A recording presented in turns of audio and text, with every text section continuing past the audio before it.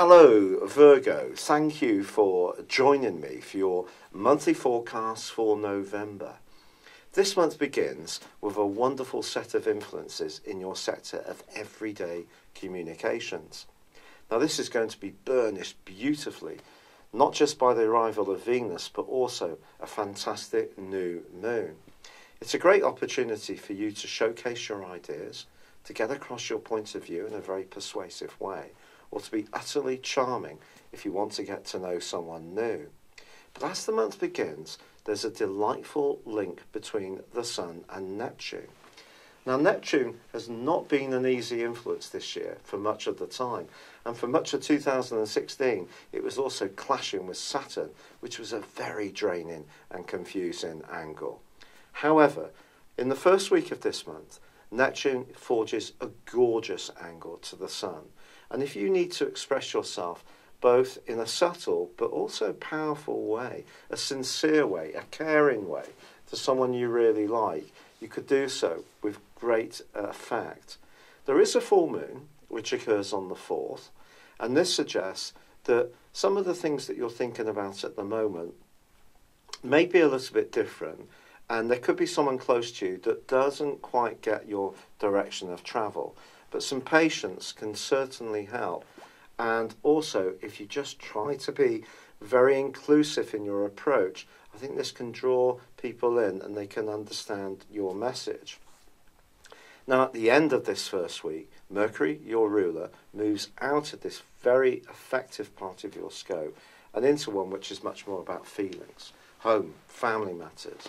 If you've ever thought of working from home, or you do already, or you want to change your domestic setup to have a greater amount of flexibility, Mercury can be of a great help to you for the rest of this month, particularly in its angle with the unpredictable energies of Uranus in the last week. So be open-minded about how your home situation can alter this month, because it could do in a very dynamic but helpful way. But back to the start of the month. Well, on the 7th, Venus, the planet of love, moves out of a sector where it's really been wonderful for you in terms of your resources. And in fact, Mars stays in this sector for the rest of this month, giving you a real desire to improve your lot. Or is it just a real desire? Either is possible, or both at the same time. But Venus moves into this enchanted part of your scope. But the key here, Virgo, is that she will be merging with Jupiter, the planet of fortune, from the 10th through to the 16th. This is a beautiful window of opportunity. It's not just what you say that other people can be captivated by, it also can be how you say it.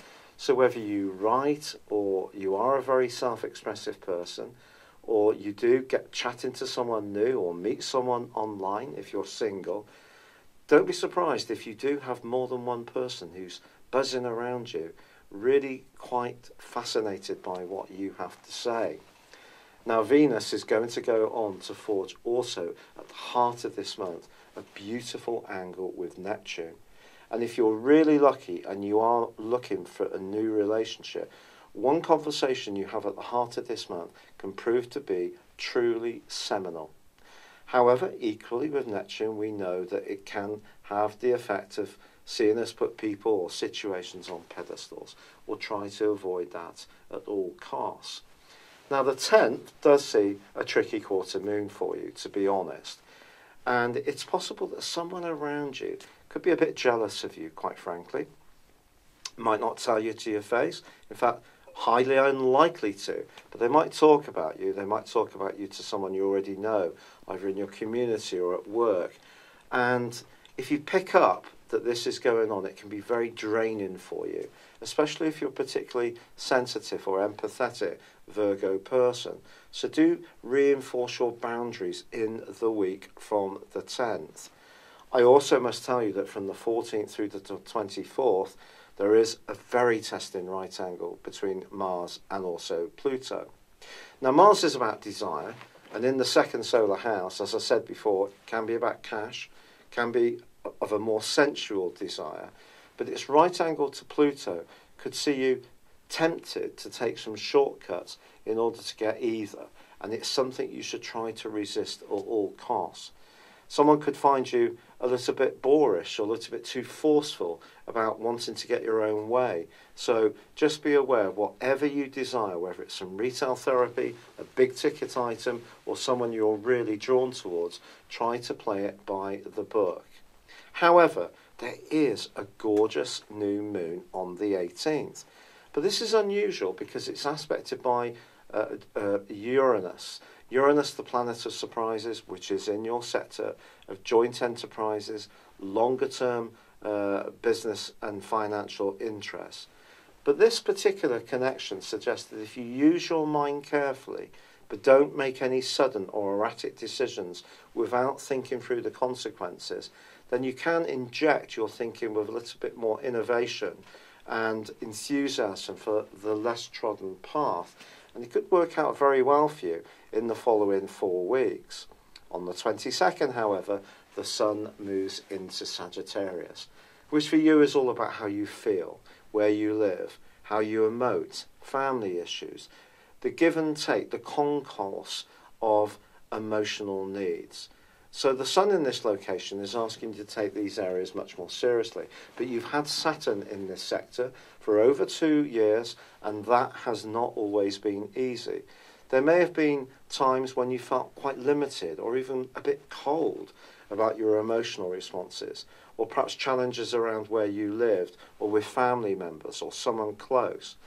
But now you have an opportunity to rejuvenate this area. It is true that Mercury, your ruler, is going to go alongside Saturn in the last week of this month, and that's going to require some care, because during that time, if you do have any sensitive conversations, there could be a tendency to be a bit stiff, a bit restrained, not very affectionate in the way that perhaps you'd like to be. Just be conscious of that.